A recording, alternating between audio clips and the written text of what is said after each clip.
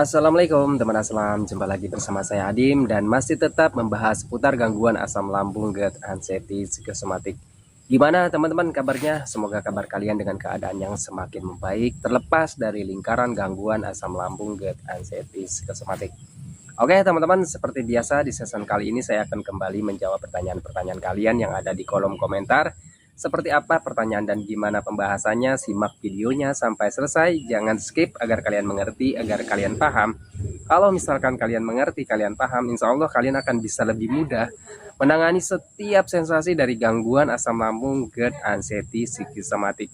Dan buat kalian yang baru bergabung, seandainya kalian mau bertanya tentang seputaran gangguan asam lambung, GERD, anxiety, psikosomatik, alangkah lebih baiknya kalian itu simak dulu video-video saya yang terdahulu. Karena saya itu sudah banyak sekali teman-teman upload video tentang seputaran gangguan asam lambung, GERD, anxiety dari berbagai macam sensasi dan gimana cara menangani setiap sensasi yang hadir. Video-videonya sudah ada. Silahkan kalian masuk saja ke akun saya, klik bagian profilnya, klik lagi bagian video ataupun bagian reels, kalian scroll aja ya sampai ke bawah banget. Sesuaikan saja videonya dengan sensasi-sensasi yang sedang kalian rasakan teman-teman ya, karena untuk gangguan asam lambung, GERD, anxiety, psikosomatik itu sensasinya banyak sekali teman-teman. Dari ujung kaki hingga ujung rambut sensasinya ada aja. Kalau misalkan kaliannya belum mengerti, belum paham, itu akan menjadi kecemasan dan ketakutan yang berlebihan. Dan kalau misalkan kaliannya mengerti, kaliannya paham, minimal bisa mengurangi rasa cemas kalian, rasa takut kalian dari sensasi-sensasi yang sedang kalian rasakan dari gangguan asam lambung, GERD, anxiety, psikosomatik. Oke teman-teman, kembali lagi ke pertanyaannya. Di sini saya sudah catatkan beberapa pertanyaan kalian yang ada di kolom komentar. Pertanyaannya banyak sekali teman-teman ya, tetapi karena ini waktunya udah sore ya, mungkin hanya beberapa saja yang bisa saya sampaikan, bisa saya bahas, saya jawab teman-teman ya. Oke, sebelum saya mulai videonya, saya mau spill ataupun promosi dulu nih teman-teman ya, sedikit buat kalian yang masih ketergantungan dengan minum air hangat ya teman-teman ya. Biasanya orang yang terkena gangguan asam lambung, GERD, anxiety, psikosomatik, pengalaman pribadi saya itu selalu minum air hangat ya. Saya kan juga selalu menganjurkan kepada kalian minum air hangat minimal 8 gelas setiap hari teman-teman, agar membantu mengurangi rasa ataupun sensasinya, menggantu juga menetralisir asam lambungnya ya. Saya dulu ketika kemana-mana teman-temannya itu selalu bawa yang namanya tumbler. Nah teman-temannya, tumblernya seperti ini. Saya itu selalu bawa tumbler kemana-mana.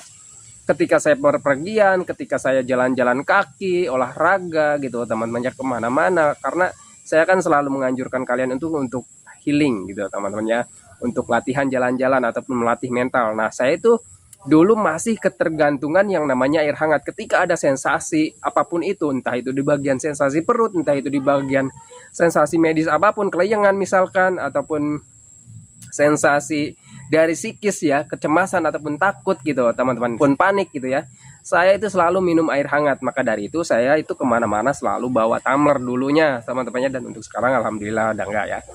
Nah buat kalian yang mau samaan ya, tumblernya ini lucu teman-teman, tuh ada gambar karakternya ya, kartunnya gitu teman-teman. Dan buat kalian yang mau samaan, silahkan kalian boleh cek linknya di sini teman-temannya, di bawah saya, di linknya sudah saya siapkan ya tumblernya. Jadi kalian gak usah cari-cari lagi, kalian kalau mau samaan silahkan cek aja linknya. Dan ini tumblernya menurut saya bagus dan ini bisa tahan lama teman-temannya. Nah jadi dulu kan nggak usah ribet bawa gelas gitu teman-temannya, jadi cukup bawa tumblernya aja. Jadi kalian juga bisa minumnya itu di gelas, cuma tinggal tekan kayak gini lalu dituangin gitu teman-temannya. Jadi simple banget dan menurut saya ini cukup lah ya teman-temannya. Oke, kita lanjut lagi ya teman-temannya ke pembahasannya. Untuk pertanyaan yang pertama, Bang, pernah gak ngalamin yang namanya susah sekali berkeringat dan sekalinya berkeringat itu keringatnya dingin? Untuk orang yang terkena gangguan asam lambung, GERD, anxiety, psikosomatik, pengalaman saya pribadi teman-temannya, di sini saya sharing hanya pengalaman pribadi saya saat terkena gangguan asam lambung, GERD, anxiety, psikosomatik. Saya bukan dokter, saya bukan ahli saya bukan ahli obat, bukan ahli herbal, juga bukan ahli hipnoterapi, tapi di sini hanya sharing teman-temannya. Oke teman-teman, jadi kalau misalkan kalian mengalami yang namanya sulit sekali berkeringat, saya juga dulu teman-teman ya, lama sekali yang mengalami namanya sulit berkeringat ataupun tidak pernah berkeringat. Kenapa sih bisa kita itu mengalami tidak pernah berkeringat ya? Karena kalau misalkan kita itu tidak mengeluarkan keringat ataupun tidak berkeringat teman-teman ya, aktivitas apapun ya, bahkan berjemur sekalipun, saya waktu ingin sekali mengeluarkan keringat gitu teman-temannya, saya jalan kaki di depan rumah sambil berjemur, bahkan waktu berjemurnya terik matahari jam 11 jam 12 itu nggak ada teman-temannya, saya itu nggak bisa keluar keringat. Yang paling keluar keringat juga ya cuma lengket-lengket gitu teman-temannya, cuma lengket-lengket. Jadi kalau misalkan dulu kita kan jangankan untuk berjemur gitu teman-temannya, kita di rumah aja aktivitas sedikit aja itu bisa keluar keringat gitu. Nah, saat terkena gangguan asam lambung, GERD, anxieties, skomatik, kenapa kalian itu tidak bisa keringat gitu, tidak bisa berkeringat ataupun jarang sekali berkeringat gitu. Nah, kalau pengetahuan saya dan sepengalaman saya, coba deh kalian itu memahami apa yang kalian sekarang derita teman-temannya. Contohnya kalian itu kan sedang terkena gangguan pencernaan ya teman-temannya. Sekali lagi kalian itu sedang mengalami gangguan pencernaan, dan ketika orang yang mengalami gangguan pencernaan itu yang namanya kita makanan yang kita konsumsi itu nilai kebaikan dari makanan yang kita konsumsi itu tidak bisa dicerna ataupun tidak bisa diserap sepenuhnya ataupun sempurna gitu teman-teman. Yang pencernaan kita itu tidak menyerap nutrisi, vitamin, gizi dengan sempurna gitu teman-teman ya. Alhasil tubuh kita itu banyak yang namanya kekurangan teman-teman, entah itu vitamin, nutrisi, gizi gitu ya. Nah, itu yang pertama teman-teman ya. Mungkin juga karena kaliannya terlalu banyak mantang gitu teman-teman ya. Orang yang terkena gangguan asam lambung, GERD, anxieties, skomatik, pengalaman saya itu kan makan itu dulu itu jarang sekali yang namanya berminyak ya, jarang sekali yang namanya lemak-lemakan. Makan saya itu cuma dulu rebus-rebusan ya, dan juga makanannya itu terbatas teman-teman. Dulu makan cuma tahu, tempe, terus rebus-rebusan, udah itu aja teman-teman. Sayurnya itu rebus-rebusan dan sayurnya juga tidak banyak yang saya konsumsi. Terus untuk goreng-gorengan, berapa tahun saya nggak pernah yang namanya makan makanan yang digoreng gitu teman-teman. Nah, jadi buat kalian yang mengalami jarang keluar keringat, yang pertama itu tadi ya dari makanan, yang kedua dari faktor pencernaan kita yang sedang error, yang sedang terganggu. Wajar ya menurut saya kalian itu tidak bisa berkeringat karena kebutuhan dari tubuh kalian itu belum terpenuhi ya. Contohnya itu dari kalori teman-teman ya. Kalau misalkan kita banyak mantang ya, belum banyak yang bisa konsumsi ya, yang dikonsumsi contohnya dari lemak ya teman-teman ya, misalkan daging ayam, terus juga dari minyak mungkin teman-teman ya. Dan itu yang apa, kalori-kalori yang berkalori-kalori yang tidak kalian konsumsi ya, otomatis kalian nggak akan yang namanya berkeluar keringat. Karena keringat itu biasanya yang pertama dari cairan ya teman-teman ya, dari minum, jumlah mineral gitu teman-teman ya. Nah, itu juga itu berpengaruh. Kalau misalkan kalian minumnya belum cukup, minimal 8 gelas setiap hari ataupun disesuaikan dengan kebutuhan tubuh kalian ya, berarti kalian itu masih kurang gitu teman-teman ya. Ya wajar kalian gak bisa mengeluarkan banyak keringat ataupun sama sekali tidak berkeringat. Terus juga jumlah kalori di tubuh kalian itu masih kurang teman-teman ya. Jadi wajar saja kalau misalkan kalian tidak bisa berkeringat gitu teman-teman ya. Sepengalaman saya seperti itu. Karena jumlah kalori, gimana mau jumlah kalori kalian tercukupi ataupun kalian tidak mempunyai lemak gitu teman-temannya, karena keringat itu biasanya dari kalori, dari lemak gitu teman-temannya. Nah, kalau misalkan kalian makannya masih terbatas ataupun memang karena pencernaan kaliannya masih error, belum sembuh gitu teman-temannya dari gangguan asam lambung, GERD, anxieties, skomatiknya, ya wajar menurut saya teman-temannya kalian itu tidak bisa keluar keringat gitu teman-teman. Terus gimana caranya Bang Adi? Kalau misalkan dari penyebabnya dari pencernaannya, kalian tangani pencernaannya. Terus juga yang keduanya, kalau misalkan dari kebutuhan kalorinya belum cukup, kalian cukupi dari makannya ya teman-temannya. Jadi kalau misalkan kalian makannya masih kurang ya perbanyak makannya ataupun sering gitu ya. Orang yang terkena gangguan asam lambung kan nggak bisa makan banyak ya, kalian harus mengakalinya dengan makan sedikit-sedikit tapi sering. Terus juga minumnya harus dicukupi, karena kalau kalian tidak bisa keluar keringat juga karena mungkin saja minumnya masih kurang, maka dari itu cukupi minumnya minimal 8 gelas setiap hari, dan coba minumnya air hangat gitu teman-teman ya.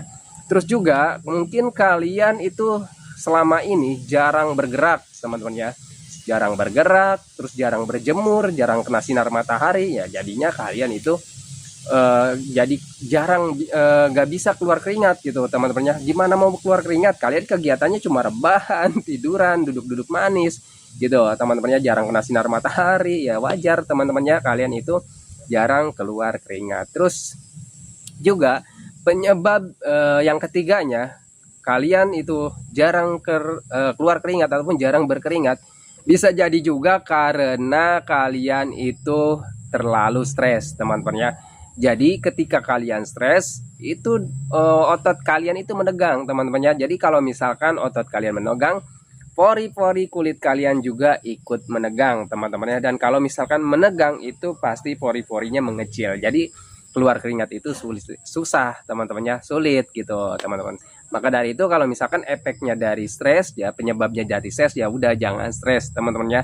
Mulai sekarang kalian harus bisa membiasakan diri menerima sensasinya, memahami sensasinya, lalu selebihnya belajar cuek, belajar masa bodoh dengan sensasi gitu teman-teman ya. Intinya kalau misalkan kalian sudah didiagnosa oleh dokter hanya terkena gangguan asam lambung ataupun dispepsia, ya udah teman-temannya, kalian jangan terlalu jangan terlalu sibuk mencari-cari tentang sensasi, tentang penyakit gitu teman-temannya. Jangan sibuk mencari, wah ini penyakit apa, ini sensasi kenapa gitu teman-temannya.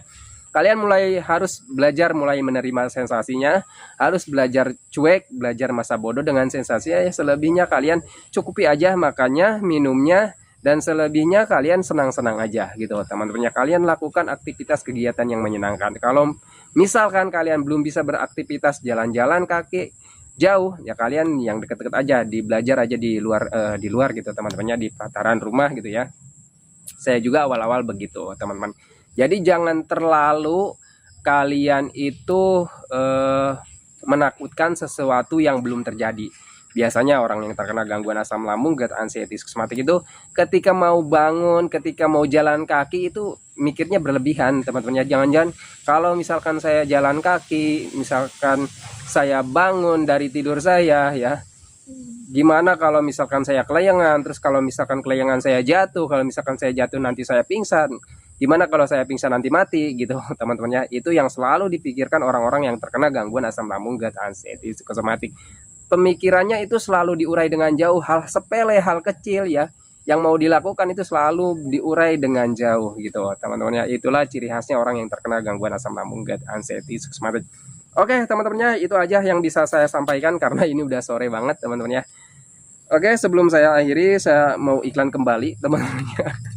Buat teman-teman yang kemana-mana yang masih ketergantungan air hangat ya teman-teman ya, ketika ada sensasi apapun, ataupun misalkan kalian ada sensasi di bagian lambung, di bagian dada, di bagian apapun itu ya, ketika cemas, panik, terus masih ketergantungan dengan air minum, dan minumnya itu harus minum air hangat karena air hangat itu banyak sekali manfaatnya.